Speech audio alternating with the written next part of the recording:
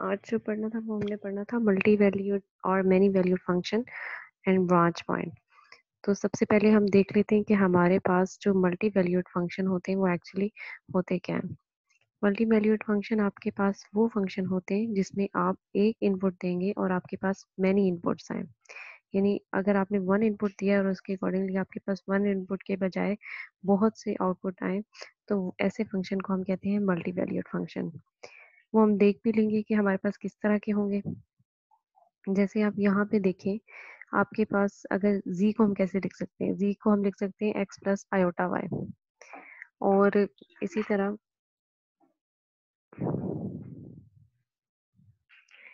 और z is equals to x plus iota y हम लिखते हैं, या फिर अगर हम r की फॉर्म में लिखें तो आप r exponential term iota theta बनता है आपके पास z।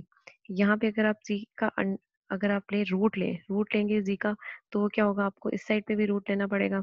ठीक है, और उसको हम ऐसे लिख सकते हैं अंडर रूट सी, और यहाँ पे अंडर रूट आर, और इस टर्म का आप अगर सेपरेट करके लिख लें तो आपको इसकी प्रॉपर्टी मालूम है कि अगर हमारे पास इसका अंडर रूट हम लिखें, यानी ई आयोटा थीटा का अगर आपके पास अंडर रूट होगा तो वो उसकी पावर में चला जाएगा और पावर में जाके आयोटा थीटा बाय 2 हो जाएगा। तो आपके पास कुछ ऐसी टर्म बनती है या ये। और इधर अगर आप इसको देखें, जैसे यहाँ पे अभी थीटा है, थीटा की वैल्यू जो है वो वेरी कर सकती है।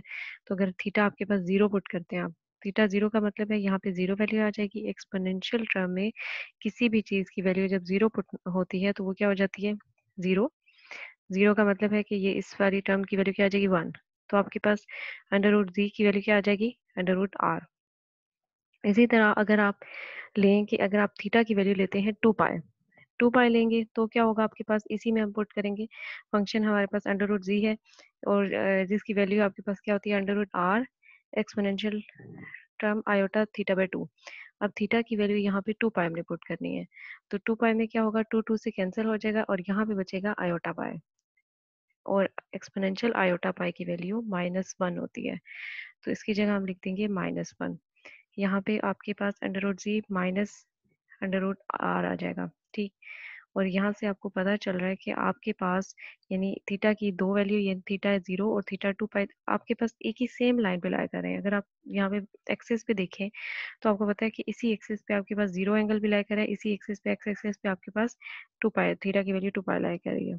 जबकि आपके पास इसके कॉरेस्पॉन्डिंग जो आर की वैल्यू है अंडर रूट आर, एक आपके पास पॉजिटिव पॉइंट पे आया, एक आपके पास नेगेटिव माइनस आ रहा है।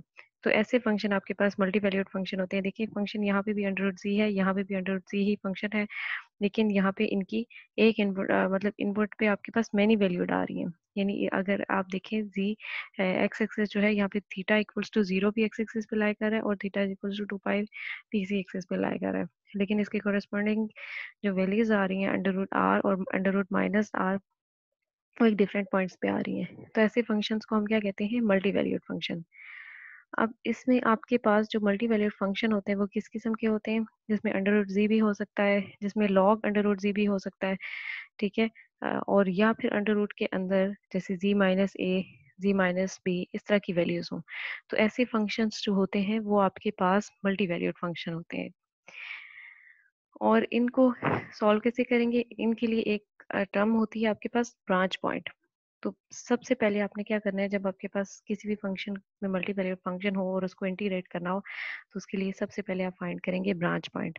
ब्रांच पॉइंट आपके पास कैसे होंगे, जैसे फंक्शन अभी आपके पास क्या अंडर रूट आर है और अंडर माइनस आर हमने वैल्यूज फाइंड की। अंडर रूट आर आपके पास थीटा जीरो पे आया था और आपके पास थीटा इक्वल टू 2 पाई पे आपके पास माइनस आर आया था। ठीक है, आप समझें कि ये थीटा इक्वल टू 0 1 लाइन है और ये आपके पास 2 लाइन यानी 2 लाइन्स आई, और ये आपके पास क्या बन रही है, 2 ब्रांचेस बन रही हैं। और ये 2 ब्रांचेस किस पे थी, सेम पॉइंट पे थी।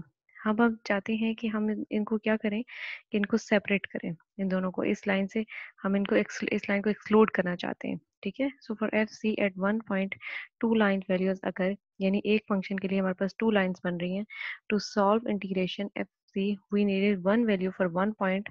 For this purpose we will draw a branch cut and will exclude these two values. अब हम करेंगे क्या कि यहाँ पे आपके पास अभी क्या हुआ, हमने देखा थीटा इक्वल्स टू 0 भी यहीं पे लाई करा है, थीटा इक्वल्स टू 2 पाई भी यहीं पे लाई करेंगे, यानी टू ब्रांचेस एक ही सेम लाइन पे ड्रॉ करेंगे, तो उसको इंटीग्रेट करना मुश्किल है, इसीलिए हम क्या करेंगे, इस लाइन हम ऐसा एक ब्रांच कट पॉइंट बनाएंगे जिससे ये वाला जो पॉइंट है जहाँ पे two line same lines position पे आ रही हैं, ये पार्ट एक्सक्लूड हो जाएगा। तो इसको एक्सक्लूड करने के लिए हम क्या ड्रा करेंगे, ब्रांच कट। अब ब्रांच कट क्या होगा, देखिए लाइन ये थी जिसके ऊपर थीटा इक्वल्स टू 0 और थीटा इक्वल्स टू 2 पाई आ रही थी आपके पास। सबसे पहले आपने ब्रांच पॉइंट फाइंड करना है, लेट्स सपोज आपके पास ये ब्रांच पॉइंट है। अब इस ब्रांच पॉइंट से आपने एक लाइन ये ड्रॉ कर देनी है, एक लाइन आपने ये ड्रॉ कर देनी है, और ये रीजन जो है ये आपके पास क्या है, ब्रांच कट का रीजन है, ठीक है। और यहाँ पे एक्स वैल्यू कोई फिक्स्ड वैल्यू नहीं बताएगी, तो एक्स वैल्यू जो है वो क्या करती जाएगी, इनफाइनाइट तक जाती जाएगी दोनों साइड से, ठीक है। इसको सॉल्व करेंगे और क्लियर हो जाएगा आपको। जैसे फॉर एग्जांपल आपके पास अंडर रूट जी है और यहाँ पे under root r exponential term iota theta by 2 है। अभी इसमें आप देखें कि एक्चुअली मैनी वैल्यूड फंक्शन वाले करने वाला फंक्शन था क्या, अंडर रूट जी था, ठीक है। अब आपने करना क्या होता है, ब्रांच पॉइंट फाइंड करने के लिए आप क्या करेंगे कि इस जो अंडर रूट टर्म होती है इसको इक्वल टू 0 पुट करेंगे। जैसे अगर इसको इक्वल टू 0 पुट करूंगी और थीटा की वैल्यू की यहाँ पे क्या क्या हो सकती है, 0 हो सकती है, पाई 2 पाई मैनी वैल्यूड हो सकती हैं, ठीक है। ब्रांच पॉइंट को अगेन हम देख लेते हैं कि ब्रांच पॉइंट हमारे पास क्या है। देखिए branch point is that point where all branches will meet. Branch point आपके पास ऐसा होता है जिसमें दोनों ब्रांचेस मीट करेंगी, या जितनी भी ब्रांचेस बनाई हैं means all branches value will be same, जिस पॉइंट पे सेम होगी। जैसे यहाँ पे देखिए एक्चुअली यहाँ पे ये एक्सिस थी जिसपे थीटा की वैल्यू जो है वो 0 भी थी और 2 पाई भी थी। अब हमने क्या किया कि इस पॉइंट को एक्सक्लूड करने के लिए ब्रांच कट बनाया, और वो इस पॉइंट को एक्सक्लूड करना है तो इसलिए हमने क्या किया, इससे थोड़ा डिस्टेंस पे यहाँ पे और यहाँ पे ये दोनों ब्रांचेस ड्रॉ कर दी। और जिस पॉइंट पे हमने मिलाया यानी यानी ये दोनों ब्रांचेस जिस पॉइंट पे मीट अप करी होंगी वो आपके पास क्या होगा, ब्रांच पॉइंट। वो आपके पास यहाँ पे क्या है, ब्रांच पॉइंट, और यहाँ पे दोनों ब्रांचेस जो है वो मीट कर रही हैं। यहाँ से यही आपको बताया कि ब्रांच पॉइंट ऐसा पॉइंट होता है जो कॉमन होता है सबका, यानी सारी ब्रांचेस वहाँ पे मीटअप कर रही होती हैं। अच्छा, अब आपने इस ब्रांच पॉइंट फाइंड कैसे करना है, जब भी कोई क्वेश्चन आए तो आप ब्रांच पॉइंट फाइंड कैसे करेंगे। लेट्स सपोज आपके पास ये फंक्शन है, ठीक है। अब इस फंक्शन को हम देखेंगे, यहाँ पे अंडर रूट है, अंडर रूट के अंदर हमारे पास जी माइनस ए जी माइनस बी की वैल्यू गिवन है। जब कभी भी आपके पास ऐसे अंडर रूट हो और ऐसे अंदर वैल्यू हो तो आपको वो क्वेश्चन देख के ही पता चल जाएगा कि ये मैनी वैल्यूड फंक्शन है। अब ये तो हमें पता चल रहा है कि मैनी वैल्यूड फंक्शन है, और हमें पता भी चल रहा है कि इस टर्म जो न्यूमरेटर में है इस टर्म की वजह से ये मैनी वैल्यूड फंक्शन है। तो हम क्या करेंगे कि ब्रांच पॉइंट फाइंड करने के लिए जो term actually many valued function बना रही है उसको इक्वल टू 0 करेंगे, यानी ये न्यूमरेटर में जो अंडर रूट के अंदर टर्म है इसको इक्वल्स टू 0 करेंगे। इसको इक्वल्स टू 0 किया, जी माइनस ए जी माइनस बी बचा, या जी की वैल्यू ए आ गई और जी की वैल्यू बी आ गई। तो यहाँ पे हमारे पास ब्रांच पॉइंट्स क्या आ गए, G equals to A and G equals to B. यहाँ पे हमारे पास 2 ब्रांच पॉइंट्स आ गए। अब इन ब्रांच पॉइंट्स को हम लिखेंगे। अच्छा, अब इसी तरह अगर लेट्स सपोज मुझे ये कोई फंक्शन है यानी ए और बी की वैल्यू गिवन है, इसके ब्रांच पॉइंट फाइंड करने के लिए मैं क्या करूंगी, जो मेरे पास अंडर रूट के अंदर वैल्यू है उसको इक्वल्स टू 0 करेंगे, यानी जो मल्टी वैल्यू फंक्शन बना रहा है एक्चुअली पार्ट, उसको हमने इक्वल्स टू 0 करना है। वो हमने 0 किया, और 0 करने से z माइनस 3 और z माइनस 1 इक्वल्स टू 0 आ रहा है, यानी यहाँ से हमारे पास z की वैल्यू 3 और z की वैल्यू 1 आ रही है। अब अगर इसको मैं ड्रॉ करूंगी, इसका मतलब है ये मेरे पास कौन से पॉइंट आए, ब्रांच पॉइंट आए। यानी यहाँ पे अगर मैं ग्राफ ड्रॉ करूँ तो देखें यहाँ पे 1 2 और 3, ये एक ब्रांच पॉइंट मेरे पास यहाँ पे आ रहा है, एक ब्रांच पॉइंट मेरे पास यहाँ पे आ रहा है, और मैंने इसके बीच का रीजन जो होता है वो एक्सक्लूड करना होता है। तो इसलिए मैं दो, और ब्रांच पॉइंट वो होते हैं पॉइंट जहाँ पे ऑल ब्रांचेस मीट कर रही होती हैं। तो इसमें क्या होगा, ये ऊपर वाली ब्रांच लाइन भी मीट करेगी और नीचे वाली भी ब्रांच मीट करेगी। तो इसको हम क्या करेंगे, एक ऊपर से ड्रॉ कर देंगे नेक्स्ट पॉइंट तक, क्योंकि अब लिमिट हमें गिवन है। पहले जो हमने केस किया था वहां पे हमें एक्स एक्सिस की कोई लिमिट गिवन नहीं थी, यहाँ पे ये अनलिमिटेड था, इसलिए हमने इसको ऐसे ड्रॉ किया था। यहाँ पे अभी इस केस में हमें जो है वो लिमिट गिवन है, इसलिए हमने क्या किया, 2 से 3 तक दो हमने ऐसी ब्रांचेस ड्रॉ की कि ब्रांच कट बन गया हमारे पास, ये हमारे पास ब्रांच कट बन गया, और यहाँ पे ये 2 पॉइंट जो 1 और 3 है ये हमारे पास ब्रांच पॉइंट है। एक और बात भी आपने बड़ी अपने माइंड में रखनी है इम्पॉर्टेंट बात है, जिसमें ब्रांच पॉइंट में आपने क्या है कि ब्रांच पॉइंट एक ऐसा पॉइंट होता है जहाँ पे फंक्शन नॉन एनालिटिक होता है। नॉन एनालिटिक मतलब अगर उसका रेजिड्यू फाइंड करेंगे तो हमेशा क्या होगा, जीरो होगा। ठीक है, इसलिए आपने याद रखना है कि जो ब्रांच पॉइंट होता है आपका, जैसे ये भी मेरे पास 1 है 3 है, तो यहाँ पे अगर आप फाइंड करेंगे रेजिड्यू तो वो जीरो ही आएगा, क्योंकि यहाँ पे फंक्शन नॉन एनालिटिक है। अब फंक्शन लेट्स सपोज आप देखें ये है, इसकी कितनी ब्रांचेस हैं, 2 ब्रांचेस हैं। ये तो भी हमने किया सॉल्व कि कैसे under root r and minus under root are.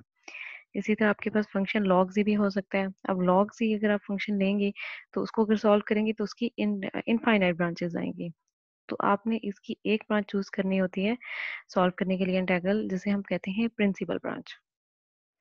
और एक और चीज का भी आपने ध्यान रखना है, जैसे अभी आप ब्रांच बना रहे हैं तो आप किस एक्सिस के अराउंड बना रहे हैं। जैसे अभी आपने ये एक्सिस अगर चूज किया है तो यहाँ पे आप देखें कि आपके पास जो ब्रांच है वो कैसे करेगी। ये जीरो एक्सिस है, ये पूरा कवर करके यहाँ तक क्या आता है 2 पाई। तो इस एक्सिस के ऊपर ही 0 और 2 पाई। अगर यहाँ ये वाली ब्रांच चूज करेंगे तो इसमें आप 0 से 2 पाई तक लेंगे, और अगर आप ये नीचे वाली ब्रांच लेते हैं तो ये आपके पास क्या होगी, -π/2 या 3π/2। ठीक है, यानी इस ब्रांच की बात हो रही है। इससे ऑपोजिट में है तो इसलिए -π/2, या फिर हम इसे 3π/2 कहेंगे जब आप चूज करेंगे। प्रिंसिपल आर्ग्यूमेंट आपके फंक्शन जो होता है वो आपके पास क्या होता है, log z किस तरह आप लिख सकते हैं। अगर फंक्शन आपके पास z है तो आप z का अगर log लें तो क्या होगा, जैसे अभी आपने z का क्या लिखा था, z जो है वो आपने लिखा था कि आपके पास क्या था, r एक्सपोनेंशियल आयोटा थीटा। ठीक है, तो अब अगर log इसका लेंगे तो क्या हो जाएगा, इस साइड पे आपके पास आ जाएगा log z।